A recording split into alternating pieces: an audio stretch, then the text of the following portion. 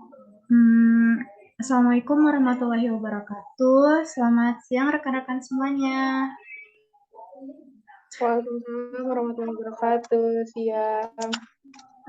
Apa kabar Iya. semuanya? Semoga semuanya dalam keadaan sehat walafiat ya. Baik, pertama-tama perkenalkan nama saya Reina Apriliani. Di sini saya akan memberikan penyuluhan terkait pemberdayaan perempuan mencegah kekerasan terhadap perempuan melalui P2TP2A. Yang pertama-tama di sini saya akan menjelaskan definisi mengenai kekerasan terhadap perempuan. Apa sih kekerasan terhadap perempuan itu? Nah, pada deklarasi PBB tentang penghapusan kekerasan terhadap perempuan Desember 1993 menyebutkan bahwa kekerasan terhadap perempuan itu merupakan manifestasi dari hubungan yang secara historis tidak setara antara laki-laki dan perempuan yang dapat menghasilkan dominasi dan diskriminasi terhadap perempuan oleh laki-laki. Nah, selanjutnya, kekerasan terhadap perempuan juga adalah setiap tindakan yang berakibat kesengsaraan atau penderitaan secara fisik ataupun psikologis, termasuk berupa ancaman tindakan tertentu, pemaksaan atau perampasan kemerdekaan secara sewenang-wenang, baik yang terjadi di depan umum ataupun dalam kehidupan pribadi. Nah, definisi tersebut itu mencakup semua bentuk kekerasan terhadap perempuan, baik yang terjadi di kehidupan pribadi perempuan tersebut maupun di ruang publiknya. Secara umum, definisi kekerasan juga dirumuskan dalam deklarasi PBB, mencakup antara lain ada kekerasan yang terjadi dalam keluarga, lalu ada kekerasan yang terjadi di masyarakat umum, dan kekerasan yang terjadi atau yang dilakukan oleh negara. Nah, selanjutnya di sini ada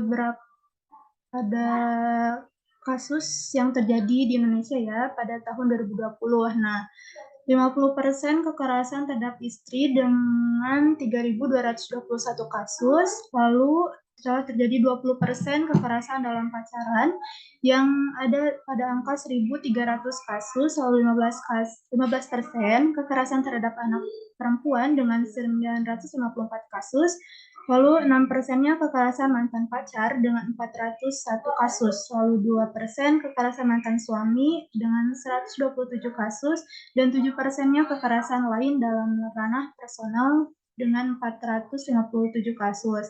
Nah, pada tahun 2020 ini terjadi totalnya ada 6.480 kasus kekerasan terhadap perempuan di Indonesia.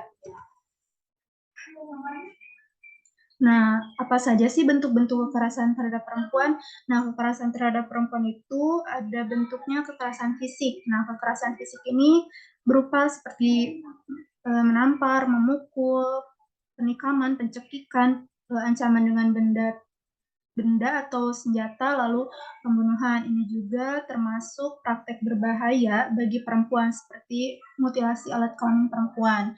Selanjutnya ada kekerasan seksual. Nah, kekerasan seksual ini seperti pemaksaan hubungan seksual melalui ancaman, intimidasi, atau kekuatan fisik, memaksakan hubungan seksual yang tidak diinginkan, atau memaksa hubungan seksual dengan orang lain. Selanjutnya kekerasan psikologis. Nah, kekerasan psikologis ini tuh meliputi perilaku yang dimaksudkan untuk mengintimidasi dan menganiaya, dan juga bentuk ancaman yang berupa ditinggalkan atau disiksa, lalu dikurung di rumah, ancaman untuk mengambil hak asuh anak-anak, lalu penghancuran benda-benda, dan juga agresi verbal dan penghinaan terus-menerus. Selanjutnya kekerasan ekonomi. Apa sih kekerasan ekonomi itu ya? Nah, kekerasan ekonomi ini termasuk tindakan menolak memberikan uang belanja kepada istri. Itu juga termasuk kekerasan ekonomi. Lalu menolak memberi makan dan kebutuhan dasar, dan mengenalikan akses terhadap pekerjaan. Nah, selanjutnya P2TP2A. Nah, P2TP2 ini tuh adalah Pusat Pelayanan Terpadu Pemberdayaan Perempuan dan Anak.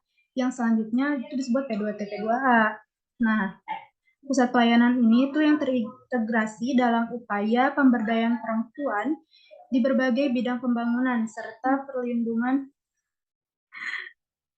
perempuan dan anak dari berbagai jenis diskriminasi dan tindak kekerasan, termasuk perdagangan orang yang dibentuk oleh pemerintah atau berbasis masyarakat, dan dapat berupa itu contoh-contohnya ada pusat rujukan, pusat konsultasi usaha, pusat konsultasi kesehatan reproduksi, pusat konsultasi hukum. Nah, di P2TP2 ini juga dapat menerima pengaduan bila ada terjadinya kekerasan terhadap perempuan dan anak.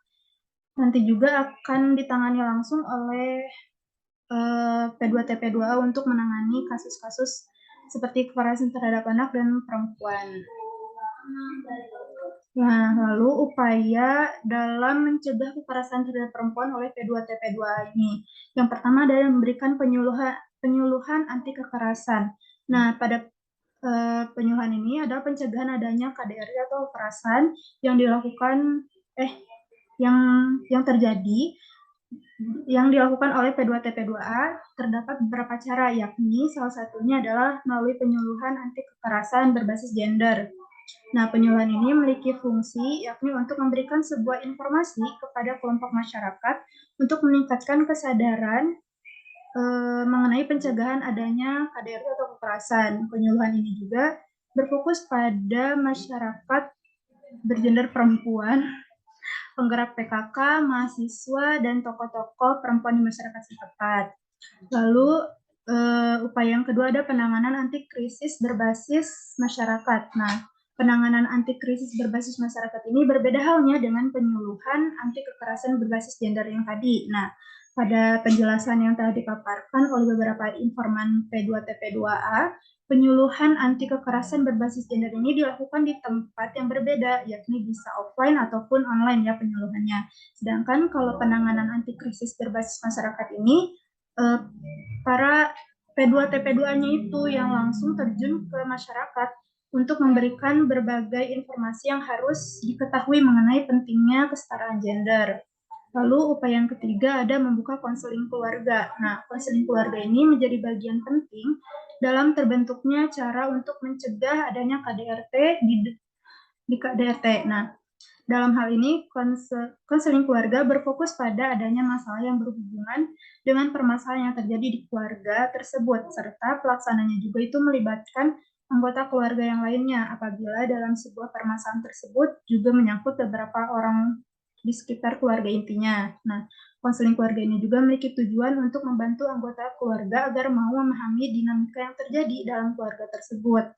Nah, konseling keluarga ini juga bermanfaat untuk membantu pemecahan masalah yang terjadi apabila sudah menyangkut keluarga yang lain.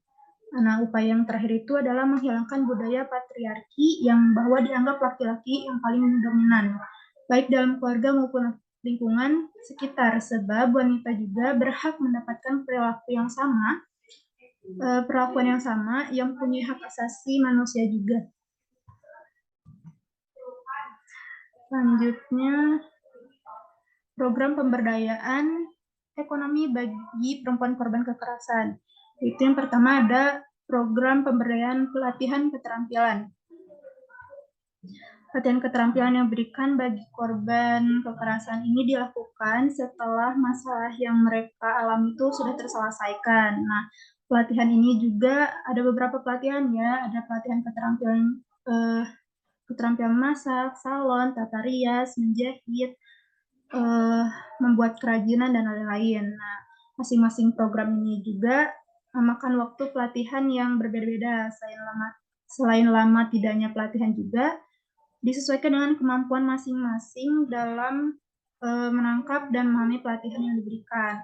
Pelatihan ini diselenggarakan dengan menggunakan metode partisipatif, yaitu sebagai peserta mempunyai hak dan kedudukan yang sama untuk ikut berperan aktif dalam memilih jenis keterampilan kegiatan yang sesuai dengan minatnya. Program ini juga dipersiapkan bagi perempuan korban kekerasan dalam rangka reintegrasi sosial, yakni proses persiapan mereka kembali ke masyarakat dan agar diterima oleh masyarakat sehingga tidak menimbulkan beban bagi masyarakat di lingkungannya. Dalam pemberian keterampilan bagi perempuan korban kekerasan ini juga pemerintah mendatangkan fasilitator atau pemandu sehingga diharapkan keterampilan yang diberikannya dapat maksimal dan diterima dengan baik. Lalu yang kedua ada program input produksi dan sistem pemasaran. Nah, untuk input produksi yang diberikan pada perempuan korban kekerasan ini adalah pemberian bantuan berupa modal usaha yang bisa berupa uang ataupun barang. Nah, selama dalam proses pemberdayaan ekonomi ini, mereka juga sudah memperoleh bantuan modal usaha yang dapat langsung dapat digunakan untuk menambah penghasilan. Pemberian modal usaha ini juga dimaksudkan agar mereka mampu mempraktekkan keterampilan yang telah mereka pelajari sekaligus menciptakan lapangan kerja bagi diri mereka sendiri. Nah, kan ini barusan input produksi dan sistem pemasarannya. Nah, pada sistem pemasarannya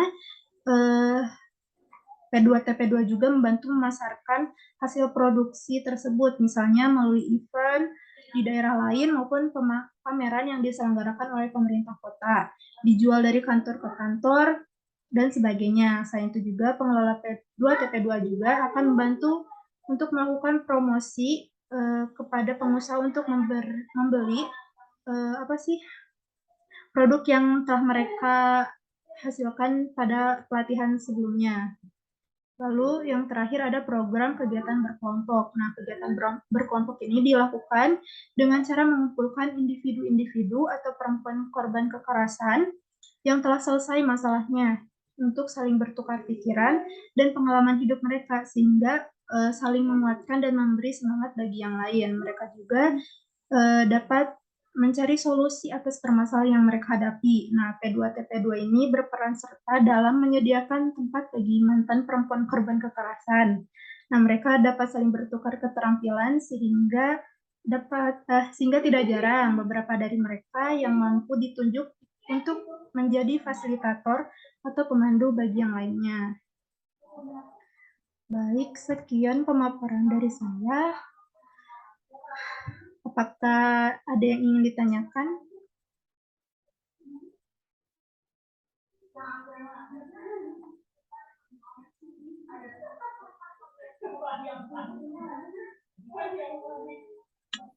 Ingin bertanya?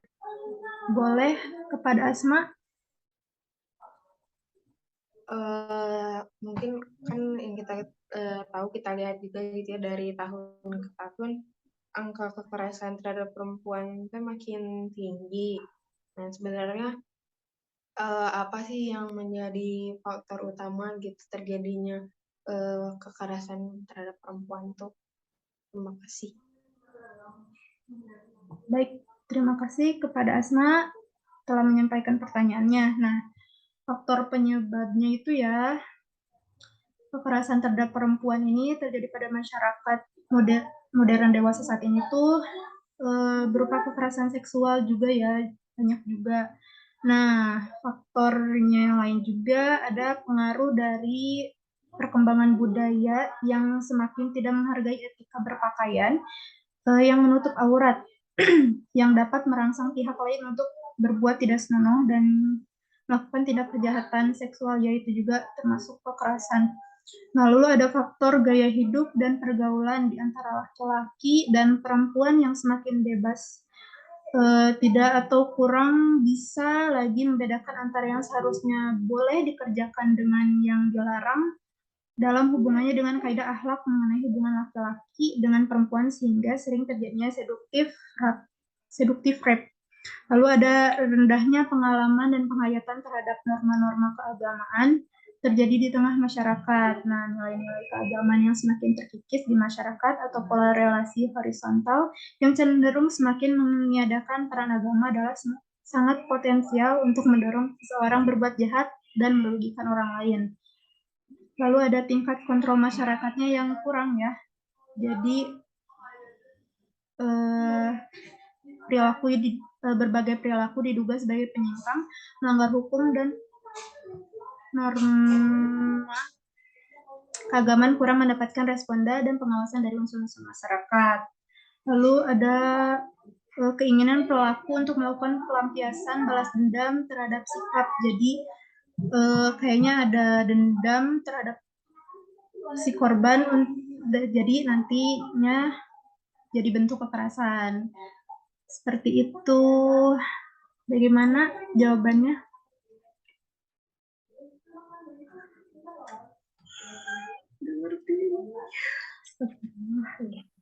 Cukup, terima kasih. Baik, bila tidak ada yang ingin ditanyakan kembali, sekian pemaparan materi dari saya. Terima kasih juga kepada rekan-rekan semua telah bergabung pada kesempatan kali ini. Semoga ilmu yang telah saya sampaikan bermanfaat bagi teman-teman semuanya ya. Saya pamit undur diri. Wassalamualaikum warahmatullahi wabarakatuh.